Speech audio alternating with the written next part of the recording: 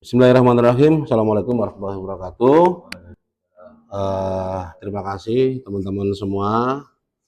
Hari ini saya akan membahas materi tentang teori politik, bagaimana tugas yang harus saya kerjakan dalam pemenuhan ujian akhir semester dari Prof. Sofa.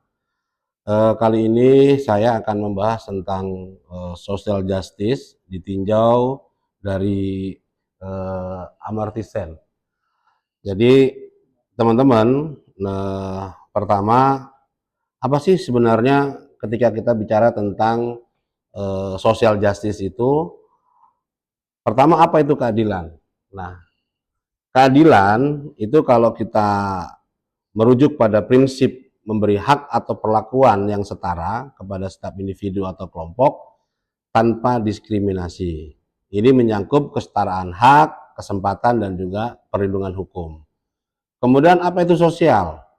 Sosial berkaitan dengan hubungan antara individu atau kelompok dalam masyarakat, serta struktur dan sistem yang mengatur kehidupan bersama dalam konteks ekonomi, politik, budaya, dan juga hukum.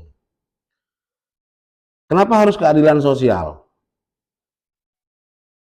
Keadilan sosial penting untuk memastikan kesejahteraan masyarakat secara keseluruhan, mengurangi ketimpangan, dan menciptakan kehidupan yang lebih harmonis.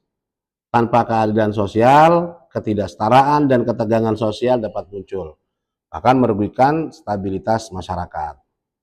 Nah, dalam hal ini siapa yang kemudian harus bertanggung jawab terhadap keadilan sosial? Pemerintah sebagai pengelola kebijakan publik memiliki tanggung jawab utama untuk menciptakan dan menjaga keadilan sosial. Selain itu, setiap individu dan masyarakat juga harus berperan aktif dalam mendukung prinsip ini melalui sikap dan tindakan yang adil. Teori keadilan itu menurut Amartya Sen itu ada pendekatan kemampuan atau capability approach, yaitu fokus pada kemampuan individu untuk mencapai kehidupan yang diinginkan, bukan sekedar distribusi sumber daya. Itu yang pendekatan kemampuan. Kemudian kesejahteraan diukur berdasarkan fungsi-fungsi yang dapat dicapai seseorang, misalnya kesehatan, pendidikan, partisipasi sosial misalnya itu. Kebebasan dan kesejahteraan. Kesejahteraan tidak hanya diukur berdasarkan pendapatan atau kekayaan, tetapi juga kemampuan untuk memilih kehidupan yang dihargai. Kebebasan individu untuk memilih dan mencapai tujuannya adalah inti dari keadilan sosial. Jadi keadilan sosial itu, ya, keadilan sosial itu yang merasakan, ya, itu sebenarnya adalah individu-individu. Apakah setiap individu itu mereka merasakan freedom, gitu ya, mendapatkan kebebasan, ya, dan diperlakukan hak-haknya secara tepat, gitu. Nah, kemudian ketimpangan dan kemiskinan. Nah, kemiskinan didefinisikan sebagai kekurangan kemampuan, jadi bukan hanya kekurangan pendapatan. Jadi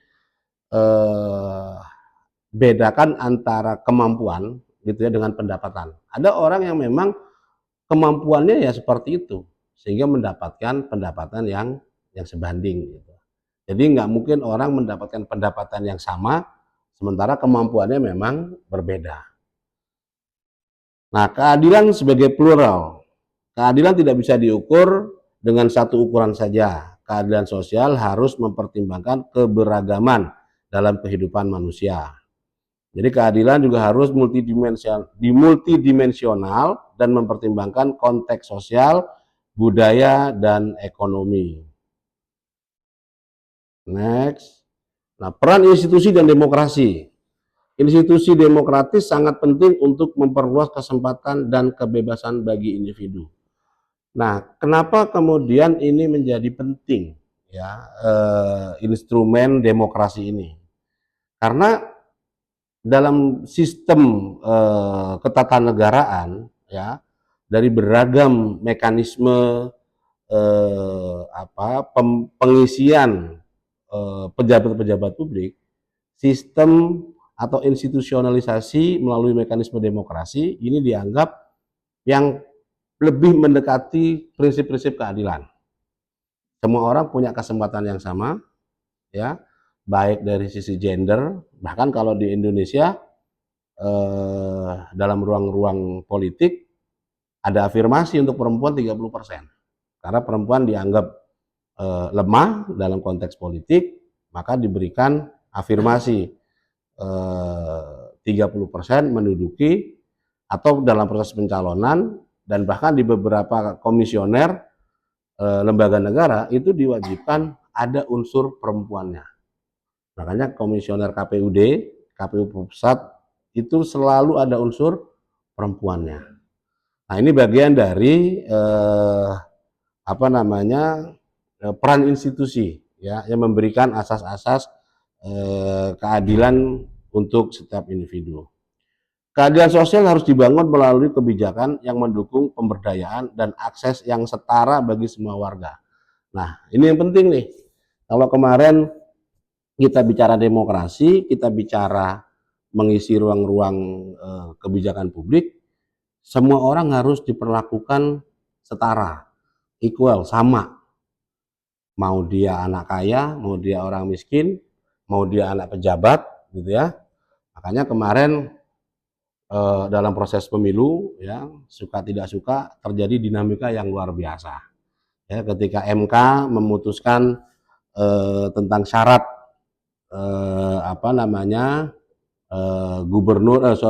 presiden atau wakil presiden, itu ya, terkait dengan batas usia. Nah, ini kan seolah-olah gitu ya, seolah-olah memberi ruang yang sama, ya, seolah-olah memberi ruang sama. Kenapa? Karena tidak disebut nama. Jadi norma itu nggak mungkin menyebut nama, ya. Dia terbatasi misalnya usia di bawah 40 tahun gitu ya, tetapi pernah mendapat menduduki jabatan yang dipilih melalui election gitu. Jadi bupati, wali kota, gubernur, walaupun usianya belum mencapai usia 40 tahun, asal dia pernah menduduki jabatan publik yang dipilih melalui jalur election, maka dia punya kesempatan menjadi calon presiden ataupun wakil presiden. Nah, ini kan seolah-olah normanya umum. Kalau dihitung orang cukup banyak sebenarnya, bukan hanya Gibran gitu. Tapi semua orang juga tahu ini norma diperuntukkan untuk siapa, ya kan? Kan nggak mungkin untuk Nova kan gitu, ya. Atau untuk pejabat publik lainnya gitu ya, karena udah mengarah ke arah sana. Nah, ini yang sebenarnya kita bicara soal prinsip keadilan sosial itu adalah semua harus punya peluang yang sama, kesempatan yang sama. Jadi inti dari keadilan sosial itu adalah memiliki akses yang setara, akses yang sama. Itu punya kesempatan yang sama, peluang yang sama. Nah, ini yang sebenarnya diinginkan oleh demokrasi dan keadilan sosial. Nah, variabel keadilan sosial bagi kebijakan publik. Yang pertama adalah distribusi sumber daya. Keadilan dalam distribusi kekayaan dan sumber daya. Nah, ini masih menjadi isu ya di negara kita, bagaimana sumber daya kekayaan alam kita, ya. Kita ini bahkan sampai sekarang pun Pak Presiden kita, Pak Prabowo, menyampaikan bahwa Indonesia ini potensi sumber dayanya luar biasa. Itu kalau Saudi, Timur Tengah itu dia cuma punya minyak di bawah tanah, minyak bumi, ya kan. Kita Indonesia itu punya minyak itu di bawah tanah dan juga di atas tanah. Jadi kayak di Riau, Kalimantan, ya, di bawah itu fosil, ya, minyak bumi, di atasnya itu minyak apa? Sawit. Jadi di bawahnya itu minyak bumi, di atasnya kelapa sawit, palm oil tuh. Jadi Indonesia ini sebenarnya potensi kekayaan luar biasa. Cuman ketika kita telusik, siapa sih yang punya kelapa sawit? Siapa sih yang pegang konsesi eksplorasi pertambangan? ternyata segelintir orang. Ternyata pemanfaatannya tidak untuk belum untuk seluruh masyarakat Indonesia. Dulu kita sebagai negara penghasil, ya zaman era Orde Baru itu Indonesia masuk negara pengekspor minyak. Tapi sekarang Indonesia menjadi negara pengimpor minyak. Nah, ini menjadi problem yang harus diselesaikan oleh bangsa kita. Kemudian yang kedua, akses terhadap layanan publik, pendidikan, kesehatan, pekerjaan, dan lainnya yang setara bagi seluruh masyarakat. Jadi akses terhadap layanan publik ini menjadi isu gitu ya. Kalau sekarang itu bahasanya dalam proses penegakan hukum misalnya no viral no justice. Nah ini nggak boleh. Jadi mau viral mau nggak viral ya aduan masyarakat terkait tindak pidana ya yang dirasakan atau dialami harus diproses secara hukum seadil-adilnya gitu. Jadi layanannya sama. Jangan karena yang melaporkan ini orang miskin, yang dilaporkan ini orang kaya, kemudian tidak dilayani. Ya kan? Nunggu viral dulu rame baru ditangkap. Nah, ini tidak memenuhi prinsip-prinsip keadilan, ya. Atau layanan publik baik pendidikan, kesehatan, pekerjaan itu juga sama, ya. Makanya saya bilang kemarin kayak unsut ini dia harus tumbuh, harus berkembang. Kenapa? Di Jawa Tengah wilayah selatan misalnya, kampusnya itu nggak banyak dibandingkan Jawa yang bagian utara, gitu. Ya kan? Di sini di selatan cuma ada unsut. Makanya saya mendorong eh, unsut ini harus berkembang. Mbak Nova ini orang Banjar ya, orang Banjar. Kemudian orang-orang Purbalingga, orang-orang Kebumen ya. Jadi wilayah-wilayah selatan ini harus punya akses terhadap pendidikan yang sama. Ya kalau di kurikulum pendidikan menengah misalnya dan dasar ada sistem zonasi gitu, ya kan? Yang lagi ribut itu. Nah sekarang kalau kita bicara soal kesempatan pendidikan gitu, maka orang yang ada di wilayah selatan ini, gitu ya, Jawa Selatan ini harus diberikan kesempatan juga yang sama, gitu loh. Dapat perhatian yang sama. Jangan cuma biayanya yang dinaikin, tapi fasilitasnya nggak nambah, gitu kan. Nah ini menjadi kritik kita semua, gitu. Makanya kita dorong unsut ini menjadi kampus yang berkelas, gitu loh. Yang bisa dibanggakan oleh seluruh anak bangsa. Orang bisa punya akses terhadap layanan pendidikan di kampus unsut. Nah, kemudian perlindungan hukum. Nah, ini tadi yang saya sampaikan contoh tadi ya, penegakan hukum yang adil tanpa diskriminasi. Jadi tidak boleh kita melakukan proses penegakan hukum itu dengan prinsip no viral no justice. Ini lagi ramai sekali. Kalau tidak viral maka tidak diproses. Kalau tidak viral maka hukum akan diam gitu ya. Penegak hukum tidak melakukan tugas dan fungsinya. Nah, kemudian yang terakhir itu kesetaraan peluang. Jadi memberikan kesempatan yang sama bagi semua lapisan masyarakat. Jadi variabel keadilan sosial bagi kebijakan publik itu dari 4 yang ini ini menjadi semacam patokan gitu ya. Siapapun yang melaksanakan atau diberikan kewenangan untuk mengurus urusan publik, maka aspek-aspek distribusi sumber daya, kemudian akses terhadap layanan publik, perlindungan hukum dan kesetaraan peluang ini menjadi concern, jadi perhatian. Ya, seperti halnya saya kebetulan juga diamanahkan di DPR RI gitu ya. Saya di Komisi 5. Saya baru saja mengadvokasi, menyampaikan aspirasi masyarakat di Kebasen dan sekitarnya itu ada stasiun namanya stasiun Kebasen gitu. Jadi orang-orang Kebasen, orang-orang Purwojati, Patikraja, Rawalos itu ya, Maos, terus Sampang gitu, itu kalau mereka mau mengakses kereta api, itu pilihannya dua. Kalau nggak ke Kroya, ke Purwokerto. Nah itu memakan waktu hampir 1 jam sendiri dari mereka itu. Nah sementara stasiun Kebasen ini secara lokasi, secara tempat gitu ya, dan infrastruktur yang ada di situ ternyata layak untuk dilakukan pemberhentian untuk naik dan turun penumpang. Itu sudah terakhir beroperasi itu sekitar tahun 81 gitu. Dan selama itu pula masyarakat menginginkan ada pemberhentian di sana. Jadi kalau mereka mau ke Jogja, ya sebelum Kebasen ini dibuka, mereka harus ke Purwokerto dulu 1 jam. Sementara ke Jogjanya sendiri itu dari Kebasen itu 2 jam sebenarnya, ya kan? Dia ke Purwokerto 1 jam, habis itu melintas lagi ke Kebasennya gitu, ya. Nah, dengan dibukanya stasiun Kebasen ini, aspirasi yang masyarakat sampaikan, mereka bisa naik dari Kebasen langsung ke Jogja sekitar 2 jam, gitu.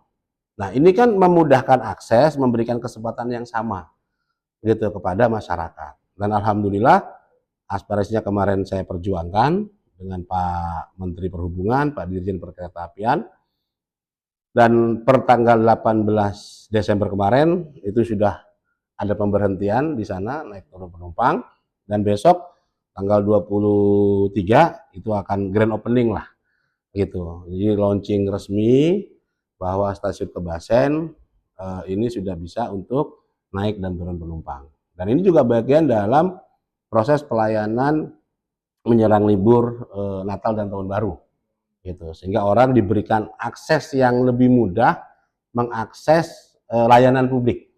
Nah, jadi ini salah satu contoh gitu ya, bagaimana layanan publik itu bisa semakin dekat dengan publiknya itu sendiri gitu. Makanya kenapa ide tentang daerah otonomi baru misalnya. Apa sih salah satu yang menjadi pertimbangan kabupaten ini atau provinsi ini itu dimekarkan, dibentuk daerah otonomi baru. Untuk apa?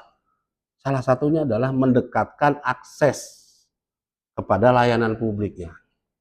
Bisa kebayang kalau ibu kotanya di satu daerah gitu ya, untuk titik terjauhnya itu bisa 3 jam perjalanan.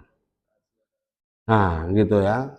Tapi kalau ini dimekarkan misalnya, gitu ya, ini menjadi ada ibu kota baru lagi, di situ ada layanan kesehatan, layanan publik yang lain, ya kan? Maka aksesnya lebih dekat, kepengurusan administrasi kependudukannya lebih dekat dan seterusnya. Itu jadi salah satu kenapa daerah otonomi baru itu dibentuk. Misalnya kayak Banyumas ini udah ada wacana misalnya ada Banyumas Barat gitu, atau Cilacap juga sama, Cilacap Barat gitu ya. Iya, daerah Majenang, Daya Luhur, Cimanggu sana itu, ya kan? Nah, itu sudah ada wacana untuk dimekarkan. Kenapa? Karena jauh banget. Kebayang orang Daya Luhur untuk ngurus administrasi kependudukan atau apa itu harus ke Cilacap. Perjalanannya 2,5 jam. Bayangin, gitu. Itu kan jauh banget gitu. Lebih dekat orang Purwokerto ke Cilacap daripada orang Daya Luhur, gitu. Daripada orang Cimanggu. Nah, ini kan harus dipertimbangkan, walaupun aspek yang lain juga diperhatikan. Nah, kemudian bagaimana kita menerjemahkan keadilan sosial di Pancasila dalam kebijakan publik. Penyelenggaraan pemerintah yang adil dalam pembagian kekayaan dan kesempatan. Pemenuhan hak-hak dasar warga negara, ya seperti pendidikan, kesehatan, pekerjaan secara merata. Dan pengentasan kemiskinan dan kesenjangan sosial melalui kebijakan yang berpihak kepada masyarakat lemah. Nah ini teman-teman sekalian, kalau kita bicara soal nilai-nilai Pancasila gitu ya, itu saya selalu membayangkan Pancasila itu menggambarkan ini intisari dari nilai-nilai yang terkandung di dalam wisdom masyarakat, gitu. Jadi semua itu bisa diterjemahkan gitu ya oleh founding fathers dan mothers kita itu ya dalam Pancasila itu luar biasa ya. Kita ambil misalnya dari paling bawah, keadilan sosial bagi seluruh rakyat Indonesia misalnya. Itu kan pendalamannya luar biasa gitu. Kita bicara soal keadilan sosial bagi seluruh rakyat Indonesia gitu. Kita bicara soal kemanusiaan yang adil dan beradab. Sepertinya singkat tapi maknanya dalam. Kalau di ilmu sosial itu eh, ada yang namanya humaniora. Ya, sekarang kalau nggak salah dulu sempat di UI itu ada namanya fakultas, sempat kalau salah itu fakultas humaniora. Ya, dulu sastra itu karena humaniora sendiri kan maknanya memanusiakan manusia gitu. Jadi meletakkan manusia, mendudukkan manusia sebagaimana kodrat manusia itu sendiri. Ya, jadi perbudakan misalnya, nah, itu kan tidak memanusiakan manusia. Terus intimidasi gitu ya, terus ya bahkan kalau yang sekarang itu ya bullying misalnya, kekerasan ya, baik verbal maupun fisik itu kan tidak meletakkan manusia kepada sejatinya manusia. Kemudian pemenuhan hak dasar warga negara, pendidikan, kesehatan, dan pekerjaan secara merata. Jadi secara konsepsi gitu ya, eh, penerjemahan dari keadilan sosial ini secara garis besar itu adalah pemerataan kesempatan. Jadi orang harus merasakan punya kesempatan yang sama untuk mengakses semua layanan publik gitu. Tidak boleh ada diskriminasi. Bahkan saya melihat ya, ini nanti saya sebagai anggota Komisi 5, anggota DPR, saya akan perjuangkan di beberapa layanan publik gitu ya, saudara-saudara kita yang berhijab itu terkadang harus meninggalkan hijabnya karena tidak difasilitasi oleh perusahaan. Ya, jadi ini saya akan dorong bahwa semua layanan publik, baik pemerintah maupun non pemerintah, swasta, harus memberi kesempatan yang sama kepada muslimah yang berhijab. Pramugari misalnya, harus ada aturannya. Kalau yang berhijab, dress code-nya begini. Kalau yang tidak berhijab, dress code-nya begini. Harus ada. Tidak boleh hanya misalnya seragam pramugari itu yang begini, yang tanpa menggunakan hijab. Gitu. Harus diberikan juga kesempatan untuk orang yang berhijab. Jadi bukan pilihan kalau mau jadi pramugari harus pakai hijab. Nggak boleh begitu. Kalau mau jadi menjaga counter toko swalayan atau kerja di hotel misalnya, harus juga disiapkan dress code-nya itu buat yang berhijab dan tidak berhijab. Nah ini penting. Nah itu namanya kita bicara soal kesetaraan. Ya, karena masih sering saya dengar orang teman-teman kita tidak berhijab karena tuntutan pekerjaan. Nah ini kan mereka tidak mendapatkan kesempatan yang sama. Di negara yang mayoritas Islam pun ya mereka tidak mendapatkan kesempatan yang sama itu. Nah ini menjadi ya salah satu catatan gitu ya dalam pengelola kebijakan publik. Contoh yang paling mendasar kemarin yang sedang ramai, ingat nggak? Yang waktu 17 Agustus, eh, yang membawa pataka itu, ya kan? Badan apa namanya? BP apa? BPIP, ya kan? BPIP. Nah itu kan kebijakan yang diskriminatif gitu. Dia bilang enggak, kita enggak melarang paskibraka itu menggunakan hijab. Tapi untuk membawa baki disyaratkan tidak pakai hijab. Nah itu kan diskriminatif namanya. Kan harusnya semua punya kesempatan yang sama, mau yang berhijab, mau yang tidak berhijab, itu bukan menjadi patokan untuk membawa baki, gitu loh. Tapi misalnya kalau dengan pertimbangan tinggi badannya atau apanya, misalnya begitu, it's okay gitu loh. Tapi bukan karena yang membawa baki harus tidak berhijab. Buat yang berhijab kalau mau bawa baki harus lepas hijabnya. Itu kan nggak benar namanya. Nah ini itu seperti tidak memberikan kesetaraan ya kepada masyarakat Indonesia. Nah itu sebagai salah satu contoh gitu. Yang penting untuk kita semua ketika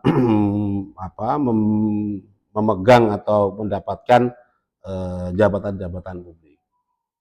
Nah, kemudian pengentasan kemiskinan dan kesenjangan sosial melalui kebijakan yang berpihak pada masyarakat lemah. Nah, ini selalu ya salah satu tugas dari pemerintah ya di negara Pancasila ini adalah pengentasan kemiskinan dan kesenjangan sosial ya. Betapa banyak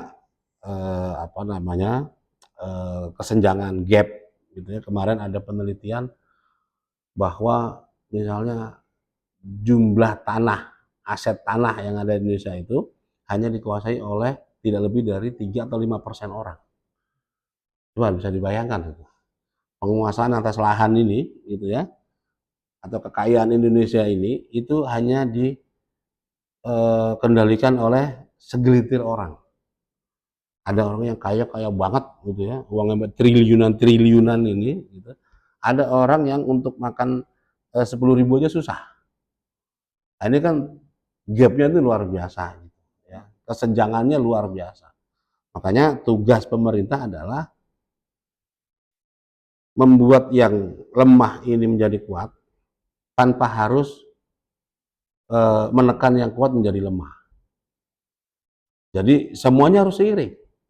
Yang mau berbisnis, mau berusaha difasilitasi. Ya, tapi yang masyarakat kita gitu ya.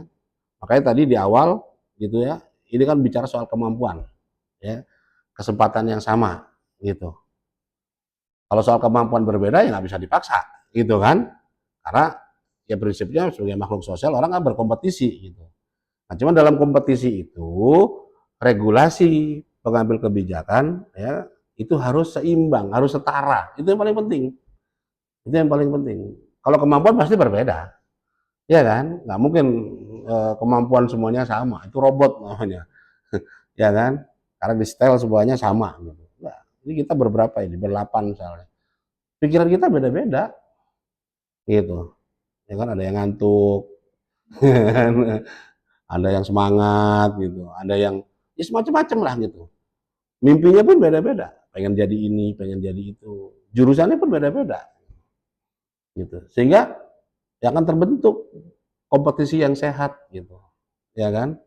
Jangan misalnya petani kita lagi menuju swasembada pangan misalnya, didorong petani untuk bertani ya, meningkatkan produksi. Tapi di satu sisi ya pemenuhan kebutuhan konsumsi kita ini gara-gara undang-undang Omnibus Law nih di bidang pangan. Sebelumnya itu undang-undangnya itu bunyinya begini secara garis besarnya. Pemenuhan kebutuhan masyarakat Indonesia dicukupi oleh produksi nasional dan apabila kurang dilakukan impor.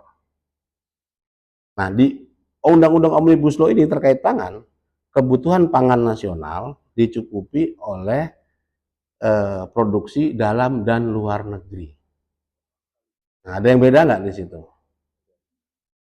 Jadi frasa dicukupi oleh produksi dalam negeri dan apabila kurang maka dilakukan impor, gitu kan? Ini langsung diterabas, dicukupi oleh produksi dalam dan luar negeri. Artinya apa? Kalau luar negeri itu kan yang bercocok tanam, ya, yang berproduksi, itu kan petani-petani asing, gitu. Yang bawa ke sini siapa? pedagang. Jadi petani dalam negeri berkompetisi dengan pedagang. Kan nggak fair tuh. Iya kan? Petani kita jeruknya masih asam, didatangi jeruk yang manis gitu. Iya kan? Petani kita lagi genjot produksi susu sapi perahnya, tiba-tiba datang susu impor dengan alasan yang di sini dibilang kualitasnya lah apa segala macam. Nah, ini kan terjadi gap lagi, terjadi kesenjangan lagi. Nah, hal-hal seperti ini yang kemudian menjadi perhatian penyelenggara publik ya dalam mewujudkan keadilan sosial. Jadi jangan petaninya digesah untuk produksi gitu ya, untuk swasembada pangan, tapi di satu sisi ada pedagang yang diberikan keleluasaan untuk impor, nggak pandang bulu, gitu loh, ya kan? Ya, coba aja teman-teman kalau jalan ke, jangankan ke mall, di pinggir jalan aja, ya sepanjang jalan Banyumas ke arah Aji Barang itu, saya lihat anggurnya impor nih, jeruknya impor nih, apelnya nih apel impor nih. Kok bisa itu apel Cina nyampe ke sini, ini gimana ceritanya tuh? Iya kan? Jeruknya ini jeruk Cina nih, gitu. Kok bisa nyampe Aji Barang ini gimana caranya gitu? Apa iya nih lahan Indonesia yang ya biasanya searat-arat gitu ya sebanyak ini nggak bisa produksi itu. Bahkan saya kemarin baru pulang dari Pontianak, saya protes, saya tepatnya Pak Gubernur disajikan jeruk Cina, jeruk Mandarin. Saya bilang Pak Gub ini gimana ceritanya? Saya ini lagi ke Pontianak nih, ibu kota Kalimantan Barat. Jeruk paling bagus di sana itu namanya jeruk Pontianak. Yang kulitnya hijau, dalamnya itu oranye seger gitu. Gitu. Hilang. Kemana ini gitu. Walaupun produsennya itu bisa disambas banyak. Itu pun hilang itu perkebunan jeruknya itu. Coba bayangkan. Dulu kita bangga punya jeruk Pontianak gitu ya. Sekarang di instansi pemerintah aja jeruknya jeruk impor. Coba bayangkan itu. Ya kita nggak mungkin menolak globalisasi, tapi paling tidak pemerintah kita harus menjaga, memproteksi petani-petani kita. Mana sih yang harus impor, mana sih yang enggak. Kalau kita list nih, ya barang impor hampir semuanya. Hijab aja impor, lebih murah soalnya. Iya kan? Dari Cina. Iya, Cina cuma ngambil motifnya aja gitu loh, batik, gitu. Batik cetak, batik print, paling murah dari Cina. Dia cari motifnya begini, impor dari Cina. Terus pembatik kita nggak masuk harganya, kalah gitu. Cina murah sekali jual jual barang-barang itu. Nah ini menjadi perhatian pemangku kebijakan publik. Nah ini contoh sedikit kemarin saya kebetulan sedang ke Washington DC gitu ya. Dari Washington DC saya perjalanan darat hampir sekitar 4 jam menuju ke New York. Itu melewati satu provinsi, itu namanya provinsi Delaware gitu. Jadi Delaware itu provinsinya, ya namanya Delaware, provinsinya Joe Biden. Jadi Joe Biden itu asalnya dari Delaware. Delaware ini provinsi kecil, jadi secara pemilih itu sedikit gitu. Nah apa yang menarik dari Delaware? Ya ternyata setelah saya ngobrol, saya eksplor tentang Delaware ini, rupanya Delaware ini itu dia punya kebijakan yang berbeda ya dengan provinsi lain. Di situ tidak ada tax, ya, tidak ada pajak kalau kita belanja barang.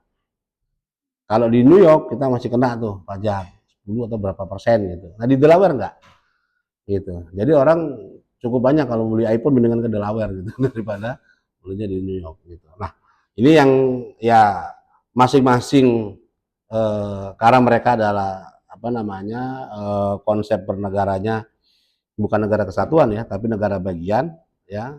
Pajak itu diurus oleh negara-negara bagian masing-masing. Kalau di Indonesia kita ini negara kesatuan gitu, makanya kebijakan tax ya, pajak itu kebijakan nasional gitu, kecuali untuk pajak daerah ya, untuk parkir, retribusi gitu ya. Jadi ini slide terakhir ya, kesimpulannya bahwa kebijakan publik yang mengimplementasikan nilai ya, nilai ini harus bertujuan untuk menciptakan kesetaraan, keadilan, dan kesejahteraan bagi seluruh rakyat Indonesia tanpa terkecuali.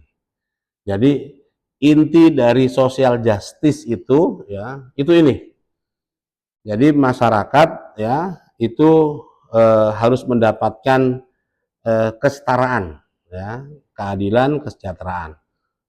Jadi itu teman-teman materi kita pada kesempatan hari ini, mudah-mudahan bermanfaat ya, karena memang ilmu sosial ini memberi banyak ruang kepada kita ya untuk apa namanya, terus kritis, terus berpikir apa namanya, hal-hal baru gitu ya, untuk kebaikan bangsa kita. Jadi itu saja dari saya. Kalau ada yang ingin dikomentari gitu ya, menurut saya nggak harus juga bertanya gitu. Kalau ada masukan, tanggapan juga dipersilahkan. Ada yang ingin menyampaikan, silahkan. Ada pertanyaan? Ya, ya, enggak, silahkan. Ya, terima kasih izin bertanya. Aha. Khususnya terkait materi ini, menurut saya cukup linear ya sama apa yang saya pelajari di Hmm. administrasi publik Oh, terkait proses kebijakan publik itu sendiri. ya. Tapi kadang apa ya, teori yang mungkin disampaikan khususnya tentang social justice ini dengan implementasi di realitanya, proses penentuan kebijakan itu kadang sangat berbanding terbalik gitu Pak. Maksudnya banyak banyak kebijakan-kebijakan yang nggak sesuai dengan mungkin tadi prinsip-prinsip keadilan dan juga nggak menyasar gitu kepada masyarakat yang mungkin tadi yang lemah atau kaum marginal dan sebagainya gitu. Jadi mungkin uh, orang-orang menganggap bahwa kebijakan yang dibuat oleh pemerintah adalah kebijakan ya yang dibuat oleh segelintir orang gitu atau ya seratakan kepentingan beberapa golongan saja gitu. Jadi mungkin izin mungkin apa ya, sharing atau bertanya aja terkait sebenarnya terkait proses pembuatan kebijakan atau nanti pengambilan kebijakannya sendiri, bagian mana sih gitu dari mungkin pemerintah itu sendiri, pemerintah yang mengatur terkait pembuatan kebijakan ini sendiri mengambil keadilan sosial ini gitu. Karena banyak gitu kebijakan-kebijakan yang nggak sesuai dengan asas-asas prinsip keadilan itu sendiri gitu. Jadi siapa yang sebenarnya memfilter dan akhirnya tuh dapat gitu goalsnya kalau misalkan ini tuh sesuai dengan kebutuhan masyarakat secara luas gitu tanpa diskriminatif dan pandang bulu. Ya, terima kasih ya. Memang kalau kita bicara soal keadilan sosial ya, seperti tadi di awal yang saya paparkan gitu ya. Memang kalau kita bicara gini, apa sih sebenarnya yang menjadi patokan gitu ya, menjadi tolak ukur bahwa sebuah kebijakan itu dianggap memenuhi prinsip-prinsip keadilan sosial gitu ya. Nah, negara yang menerapkan sistem ini gitu ya, ini bukan berarti kita berprinsip sama rata sama rasa, bukan. Jadi uniknya kalau menurut saya ya, keadilan sendiri itu kan menempatkan sesuatu itu tepat pada porsinya gitu, ya kan. Sementara sosial ya, bicara ruang publik gitu ya, ini bicara ruang yang spektrumnya itu beragam. Ya, kalau keadilan itu kadang ngukurnya kita pribadi. Menurut kita adil nggak sih? Iya kan? Tapi ketika bicara sosial, maka prinsip-prinsip tadi itu, kesetaraan, gitu ya, persamaan di depan hukum, eh, memiliki akses yang sama terhadap layanan publik lainnya, baik pendidikan, kesehatan, dan seterusnya, tanpa harus dibeda-bedakan. Nah, sebenarnya kan patokannya di situ, kesetaraan. Ini kebijakan ini memberi ruang yang sama nggak sih? Ada nggak sih orang yang dilarang? Ada nggak sih yang dikecualikan gitu? Nah, sebenarnya tolak ukurnya itu di situ. Kalau kita bicara keadilan, manajer gitu ya, gaji 10 juta gitu ya, terus sama karyawan gaji UMR gitu ya. Kalau sini berapa sih? 2.200.000. Ya kan, 2.200.000 gitu. Adil nggak? Ya kan begitu. UMR di Jakarta atau di Tangerang itu paling tinggi itu hampir hampir 6 juta tuh, 5,5 hampir 6 juta gitu. Tapi di Purwokerto itu 2.200.000. Kok bisa? Ya kan kira-kira begitu. Kenapa nggak disamakan aja?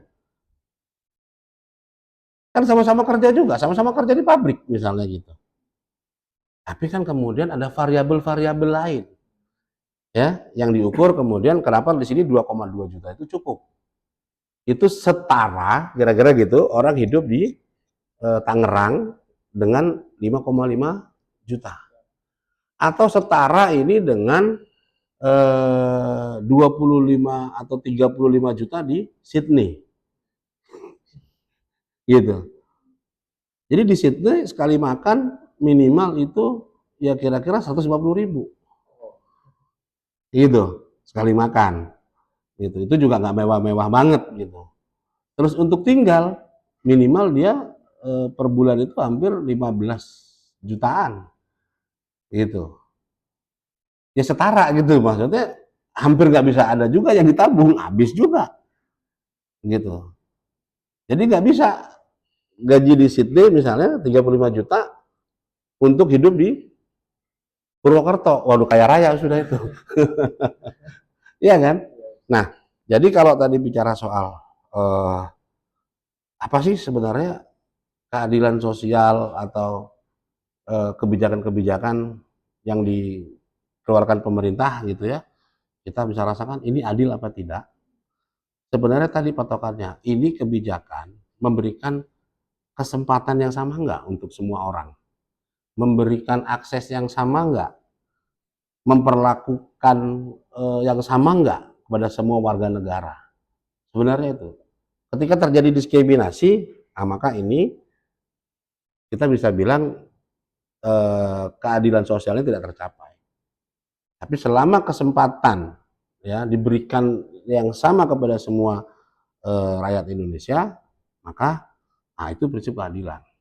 Ya, misalnya siapa sih yang boleh nyalek gitu misalnya, yang boleh jadi pejabat publik gitu.